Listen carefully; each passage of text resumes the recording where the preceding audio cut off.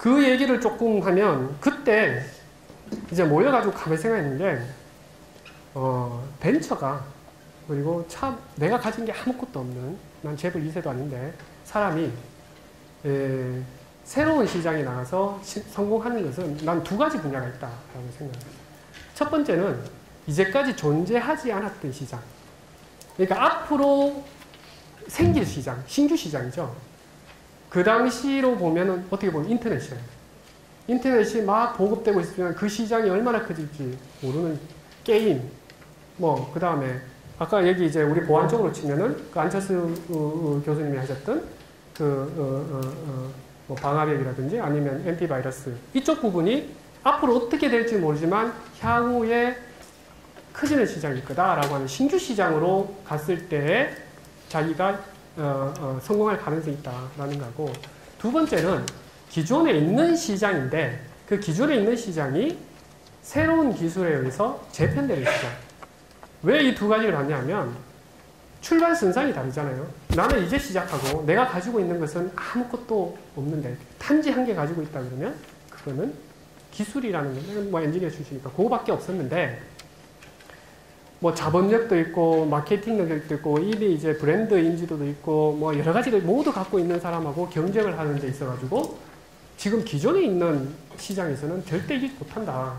그렇기 때문에 벤처기업이 할 수 있는 부분은 이 두 가지 시장으로 생각을 했고, 이 두 가지 시장에서 신규 시장으로 갔던 많은 예들이 있죠.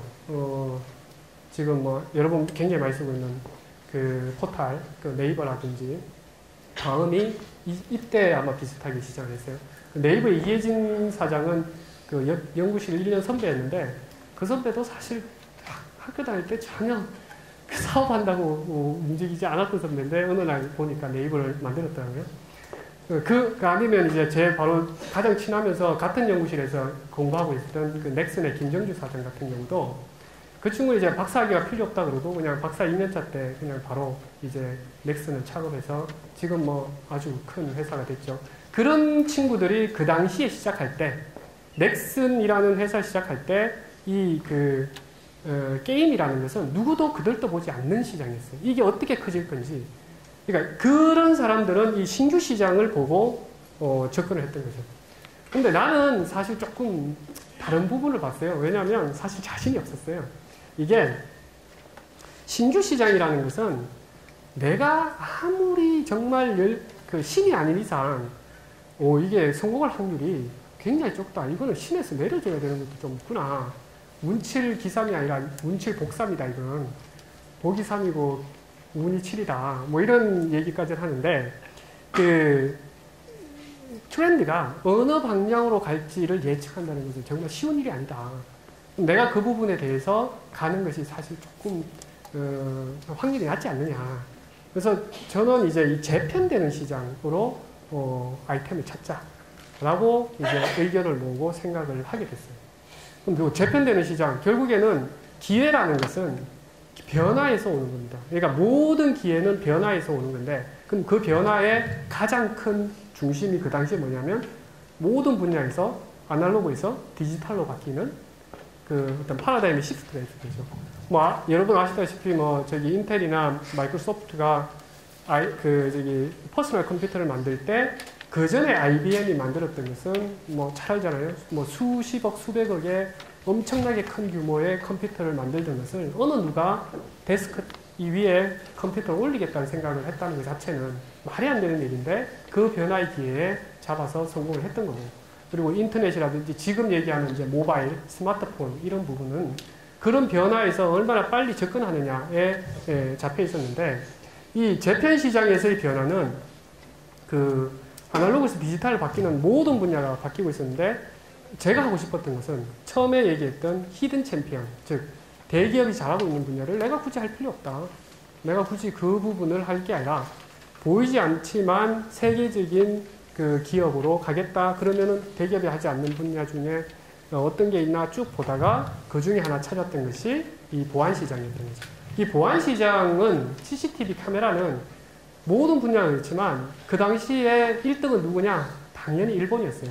일본이 항상 최첨단 제품을, 아날로그 제품을 만들고 굉장히 비싸게 팔고 이익 다 챙기고 지나가고 그 다음에 이제 뭐 한국에서 이제 뒤에 쫓아가다가 대만이나 중국이 오면 터미네이터로 끝내버리는 그런 구조가 당연되어 있는데 90년대 후반에 이 보안시장도 디지털이라고 하는 그런 새로운 제품에 대한 요구가 생기기 시작했고 그 부분에서 우리가 요때 우리가 들어가면 되겠다. 그렇게 해서 이제 시작을 하게 됩니다. 그걸 하는데 사실 잘 모르잖아요. 우리가 정말 만들 수 있을까? 정말 제대로 이 시장에 먹히는 제품을 만들 수 있을까? 이걸 가지고 시제품을 만들어 봤어요. 창업하기 전에.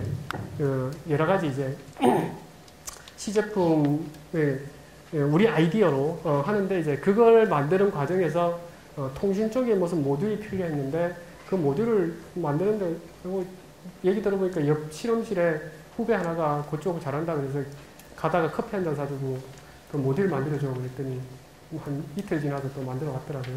근데 이제 만들어 와가지고 그 친구가 근데 이거 어디 쓰려고 그런데 그래서 이제 DVR 만들 거다 그랬더니 그래? 그거 재밌겠다 그럼 나도 끼워줘. 그래서 이제 네 번째 우리 창업 멤버가 들어왔는 이선우 박사가 이제 아마 우리 지금 PC베이스 제품 총괄 팀장하고 있는데 그렇게 있었고 그 다음에 조금 지나다가 이제 내가 굉장히 욕심나는 친구가 있었어요.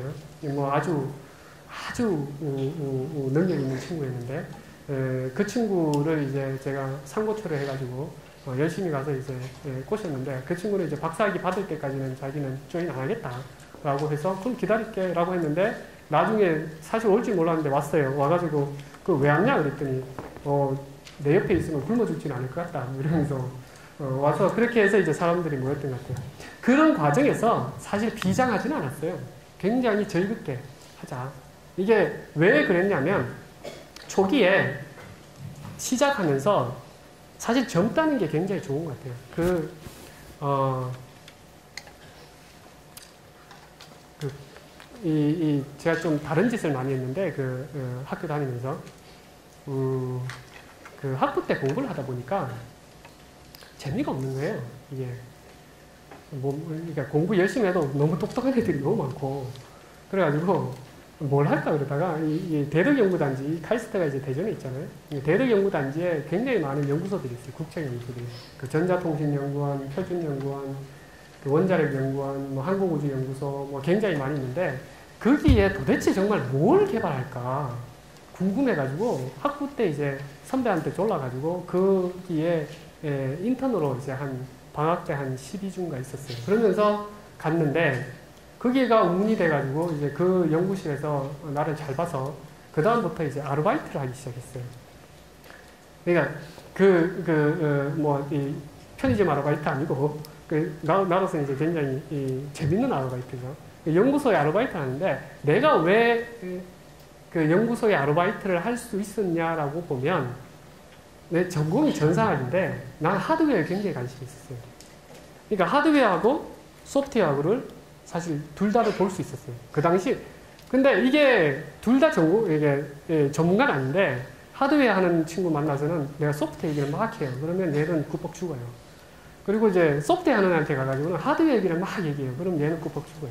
그러니까 어떤 하드웨어 하는 사람은 여기에 완전히 치중해 있고 소프트웨어 하는 사람은 완전히 이쪽에 치중해 있다 보니까 이 사이에 있는 골짜기를 메울 수가 없는 거예요. 근데 아르바이트를 하려고 이제 그쪽 연구소에서 들어가서 또 보면 기억나는 프로젝트 중에 하나가 여러분들 쓰고 있는 CDMA 휴대폰 제일 먼저 나왔던 이따만한 이 람보 휴대폰 뭐 굉장히 큰 거 이 벽돌 같이 생긴 거 그거 제일 처음에 개발할 때 전자통신연구소에서 했는데 그때 이제 퀄컴이라는 회사가 그 MSN 1000인가라는 칩을 한국에 이제 가져와서 정보통신부에서는 우리나라는 CDMA로 간다. 라고 이제 방향을 잡고 개발하고 막 있을 때요. 근데 그 칩이 들어왔는데 그 칩을 테스트하는 이뮬레이터, 그러니까 어떤 프로그램을 짜서 넣어서 그걸 테스트 해보는 이뮬레이터를 요만한 보드 하나 만드는 거 있어요. 그러니까 칩을 올려놓고 거기에 주변에 이제 이뮬레이션 할 수 있는 하나 짜주고, 그 다음 소프트웨어 어셈블 랭귀지를 좀 이렇게 연결해주고, 요거 사실 딱 한 3개월 짜줬는데, 그때 받은 돈이 3,000만 원이었어요. 그러니까 지금으로 치면은 한 1억쯤 되는 거죠. 그러다 20년 전에, 15년, 16년, 20년 전에 3천만 원 받았어요. 그러니까 학교 다니면서 사실, 이게 먹고 사는 게 쉽구나. 그런 생각을 좀 했었어요. 그런 아르바이트를 굉장히 많이 하면서, 이제 어떻게 보면은 실력도 쌓고, 그 다음에 생각은 뭐냐면, 내가 굶어 죽진 않겠구나. 라는 생각을 했어요. 그래서 이 일을 하는데, 창업을 하는데, 내가 지금 여기 있는데, 가진 게 아무것도 없으니까, 내가 뭐 열심히 해서 한 10년 저기까지 갔다가 실패해서 돌아와도 난 요 자리야. 그러니까 그걸 위해서 절대 누구한테 그러니까 투자를 받지 않았어요. 심지어는 뭐 우리 부모님, 뭐 돈도 별로 없었지만 부모님이나 어떤 누구한테도 창업하겠다고 돈을 빌리지도 않았고, 그 다음에 또 이제 벤처 캐피탈에서 많이 쫓아올 때도 단 한 푼의 투자를 받지 않자. 왜냐하면 그 받는 것 자체가 내가 부담이 된다. 그런 생각으로 이제 그냥 해보자 라는 식으로 이제 시작을 하게 됐던 거예요. 그래서 그 과정에서 96년도에 이제 그런 걸 쭉 준비해 봤더니 이게 되겠다. 근데 아직도 잘 몰라서 그 다음에 했던 게 96년도 9월 달에 미국에서 이제 ISC라는 그 전시회가 열렸어요. 뭐 인터내셔널 시큐리티 컨퍼런스인가 뭐 그럴 거예요. 그게 전 세계에서 가장 큰 우리 쪽 그 보안 쪽의 전시회인데 한 번은 가봐야겠다 생각이 돼서 이제 학생이니까 돈이 없으니까 그 당시에는 그 교수님한테 이제 얘기를 해서 내가 학회 논문 발표하러 한 번 안 갈 테니까 그 미국 가는 비행기 티켓 좀 대달라고 그래서 근데 교수님이 이제 그걸 대줬어요. 그래서 혼자 이제 가방 메고 미국을 날아간 거죠. 뉴욕에 있는 제빗 컨벤션 센터라고 있어요. 이게 아마 코엑스보다 한 3배 정도 더 클 거예요. 거기에 이제 전시회가 열렸는데 그 전시회가 워낙 큰 전시장이다 보니까 그 전시장하고 같이 그러니까 ISC하고 같이 뭐가 열렸냐면 그 자바 쇼가 열렸어요. 그 당시에 자바가 막 이제 시작하던 뭐 나는 전자라는 전공이기 때문에 그 자바라는 것에 더 원래 전공이 그런데 그 자바라는 것에 딱 전시장을 딱 들어간 순간 사실 주눅이 들었어요. 주눅이 들면서 감탄을 했어요.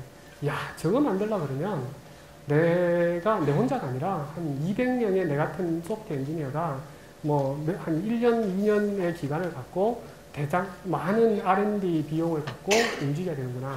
IBM이 들고 나오고, 애플이 들고 나오고, 시스코가 들고 나오고, 삼성이 들고 나오고, 그럼 이쪽에서의 경쟁은 결국에는 대기업에서 하는 거다. 이런 생각이 들었고, 그 옆에 열리는 ISCO에 이제 보안장비 시장으로 딱 갔더니, 보안장비 시장은 사실 2등 시장이에요. 2등 시장. 그러니까, 최첨단 엔지니어가 그쪽에서 연구한 적이 없어요. 이제까지는. 그러니까 아날로그 장비를 할 때. 물론 일본에서는 그 광학 기술에 대해서 그 어떤 장인 정신을 가진 많은 고급 엔지니어들이 하고 있었지만, 실제적으로 하이엔드의 디지털 엔지니어들이 이 시장을 바라보지는 않았기 때문에, 사실 학생 출신인데도 거기서 봤던 많은 제품들이 지나가면서 보니까, 저거는 내가 조금만 더 하면 더 좋은 거 만들 수 있을 것 같은데? 뭐 이런 생각이 드는 거예요. 그리고 그 중에 기억나는 게 인텔릭스라는 회사가 하나 있었는데, 미국의 회사입니다. 그 회사가 이제 다 아날로그에서 디지털로 바뀌는데, 그 디지털에 해당하는 자기네들 그 좀 기술 자랑하는 어떤 그 얼굴 마담을 하는 그런 프로토타입을 내놓으면서 막 자랑을 하는 거예요. 아, 이거는 6개월 동안 제품 컨셉만 잡는데 PhD 몇 명이 모여가지고 어떻게 했고 그러면서 쫙 얘기를 하는데 듣고 보니까 별 게 없어요. 그러니까, 이게 그때 이제 생각했는 게 내가 갖고 있는 게 여기 이제 약자의 전략이라는 얘기를 했는데 무슨 얘기냐면 내가 갖고 있는 게 리소스가 그 당시에는 거의 없다는 거죠. 그러니까 굉장히 나는 약자의 위치에 있었는데 그 약자로서 갖고 있던 기술이라는 거는 딱 하나, 기술이라는 건데 그럼 기술을 극대화할 수 있는 그 약자의 전략에는 결국에 뭐 고슴도치 전략하고 뭐 비슷한 겁니다. 고슴도치하고 여우하고 싸우면 여우는 굉장히 똑똑하고 재주도 잘 넘고 머리도 좋고 할 줄 아는 게 되게 많은데 고슴도치는 할 줄 아는 게 털 세우는 밖에 없어요. 근데 둘이 싸우면 고슴도치 이겨요. 털만 세우면 되니까. 그러니까 약자의 법칙은 그거예요. 그러니까 자기가 잘할 수 있는 것을 극대화할 수 있는 곳을 찾아야 돼요. 다른 경쟁, 일반적인 경쟁에 가가지고는 자기가 뭔재주로 뭐 여우처럼 띵뛰기를 할 거며 머리를 써가지고 그 길을 찾아낼 거며 이건 택도 없는 얘기거든요. 그러니까 약자의 법칙이라는 것은 그 당시 우리는 약자였고 거기서는 우리가 갖고 있는 것을 최대할 수 있는 게 뭐냐? 거기에서는 2등 시장에 1등 기술을 갖고 가서 1등 하면 되는 거 아니냐 라고 생각했고 그것이 이제 몇 가지가 다 맞아떨어지는 거죠. 그러니까 재편되는 시장이었고 신기술이 디지털이라고 하는 신기술이 들어오는 시장이다 보니까 출발선상이 모두 다 똑같고 거기다가 우리가 어떻게 보면 좀 더 유리한 점이 있는 게 일본이 왜 저렇게 힘들어졌냐면 과거의 영광 때문에 힘들어진 거예요. 얘네들은 아날로그라는 것에서 너무 잘하기 때문에 이 아날로그에 대해서 계속 지키고 있으면 세계는 계속 자기의 것이다 라고 이 생각, 과거의 성공이 발목을 잡는 거죠. 근데 우리는 가진 게 없으니까 처음부터 디지털로 가는 거예요. 그래서 우리가 빨리 뛰어가는 거죠. 그다음 무겁지가 않죠. 그래서 이제 이 제품에 대해서 이제 돌아와가지고 97년 9월에 이제 공식적으로 법인 등록을 했습니다.